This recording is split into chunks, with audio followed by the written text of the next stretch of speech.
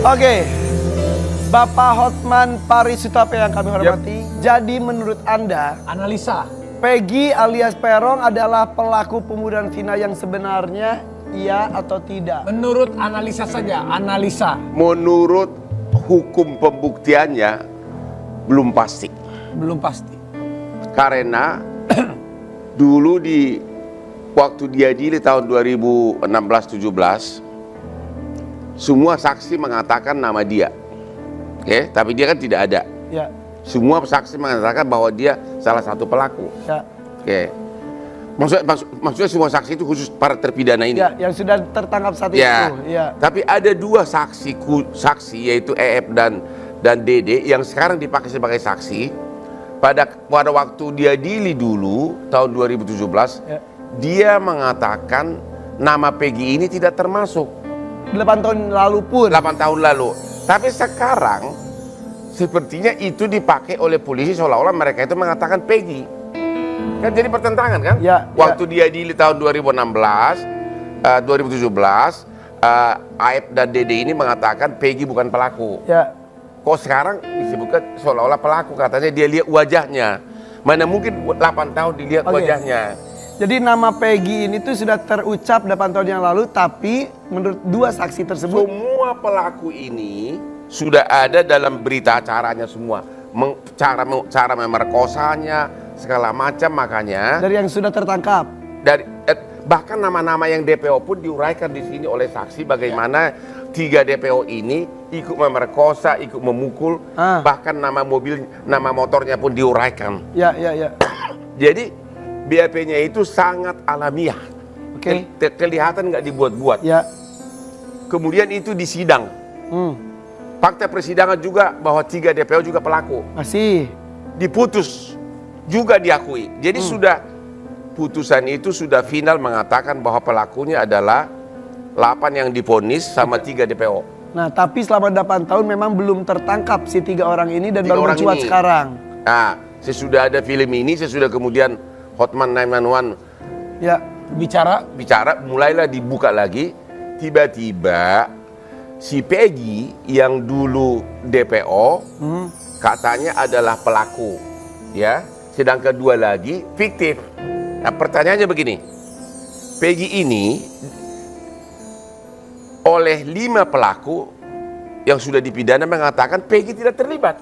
Tidak.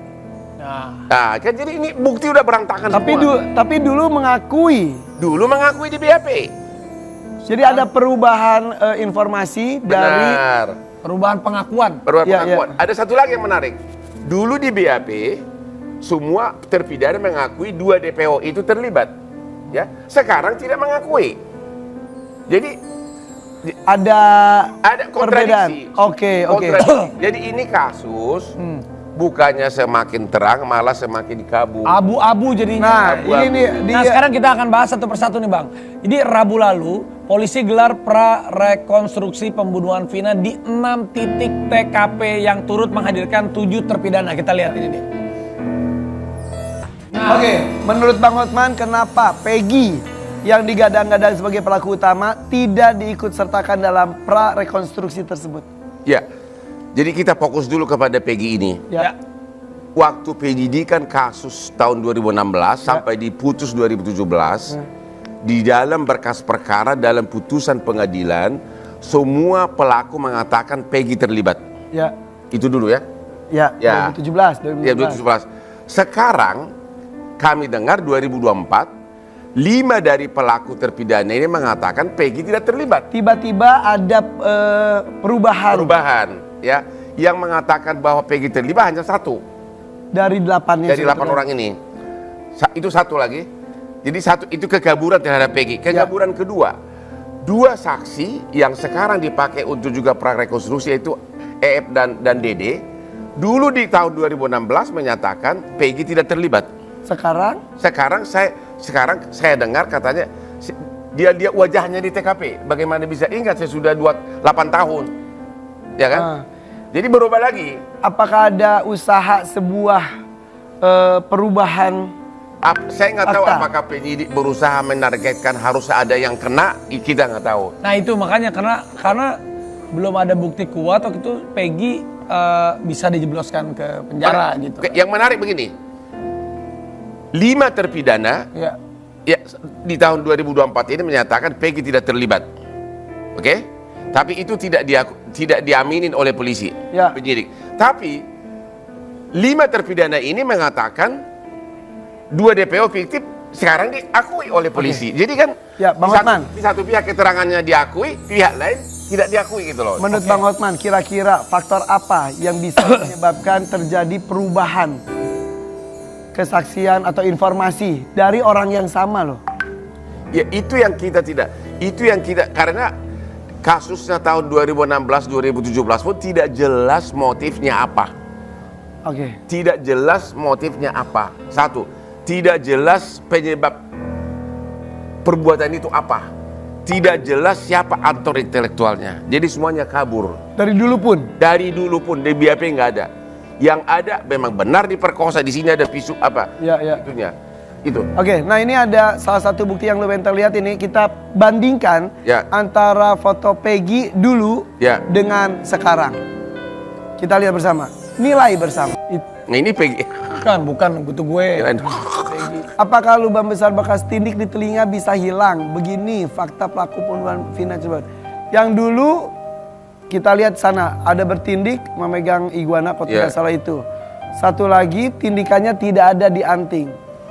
Biasanya dilihat itu kan dari mata dan lain sebagainya. Dari pandangan Bang Hotman, pandangan seorang ahli, apakah orang yang sama? Oh saya bukan ahli menebak wajah orang, saya ahli hukum. Ya, karena bersinggungan dengan. Kalau wanita lebih cepat ditebaknya Kalau Bang ya. wanita. Nah, ya ini Itu kita mah kecium wanginya aja udah tahu. ini masalahnya PG ini laki sih. Kalau cewek wanita Bang Hotman bisa lebih cepat. Saya juga bisa lebih cepat. Jadi sepanjang menyangkut Peggy ini Ya. masih kabur. Masih kabur dari segi hukum pembuktian. Sampai titik ini. Menurut analisa saya. Jadi Karena 5 mengatakan dia tidak pelaku, hanya 1 mengatakan. 5 lawan 1. Ya. tapi kalau analisa Bang Hotman ini ujung-ujungnya akan seperti apa? Seorang pengacara profesional ternama seperti Bang Hotman kan kira-kira bisa. Saya melihat ada indikasi. Batuk Pak Haji. Minum ini. Minum ini. Ada indikasi Apa, Haji? bahwa tujuan utama itu adalah menyenangkan publik. Yang penting ada ketangkap dulu. Karena Karena begitu kuat tekanannya itu. Iya. Sehingga Oh my dari God. yang ada ditembak dulu 1 lah sebagai sasaran. ini menarik Ya. untuk menyenangkan publik karena diakui bahwa di zaman sekarang Ya. kekuatan netizen, kekuatan keviralan sebuah kasus itu, desakan ingin segera ada ujung dari sebuah kasus itu tinggi. Tapi yang the real kemauan publik adalah apa yang terjadi sebenarnya. Itu yang mereka belum terima ini bahwa hanya sebatas Peggy. Itu loh. Ya. Ini yang heran, 8 tahun itu lama sekali. Benar. Untuk mencari 3 DPO selama 8 tahun itu tampaknya terlalu Emang nggak panjang. dicari. Ketika sekarang dalam hitungan hari, Ya. langsung tiba-tiba hebat. Tapi Ya. ini gue mau nanya nih. Ini berkas-berkas apa nih Bang yang Abang bawa ini semua? Ini jadi makanya ini adalah BAP dari 7 terpidana. Ini BAP-nya Abang punya? Iya. Pada tahun 2016 di sini diuraikan secara terang benderang bagaimana 2-3 DPO itu ikut memerkosa, ikut melakukan ini. Bahkan jenis motornya pun ada, siapa Lengkap, bonceng siapa. lengkap. Makanya kok sekarang tiba-tiba Dianulir. bilang fiktif. Dan ini juga sudah diputus dengan putusan pengadilan. Ya. Jadi bagaimana menyatakan fiktif? Kalau saya sebagai orang awam, orang kamu umum. gimana? Kamu nonton filmnya juga kan? Nonton. Terus Enggak. gimana? Menurut aku kalau ada perbandingan, menurut aku ya orang awam. Kayaknya 8 tahun yang lalu yang benar. Kalau sekarang kan sudah banyak pengaruh. Ada orang bicara mungkin, Ya. ada orang yang melakukan pendekatan, atau mungkin lebih kasarnya mungkin ada ancaman. Mungkin ya, nggak tahu. Cuma Yang pasti publik sepertinya tidak akan puas kalau Peggy yang dijadikan tersangka dan diadili. Publik pengen tahu apa skenario di belakang ini, apakah ada atau tidak. Aku pun tidak tahu. Oke. Nah, kita akan lihat dulu video berikut ini dia.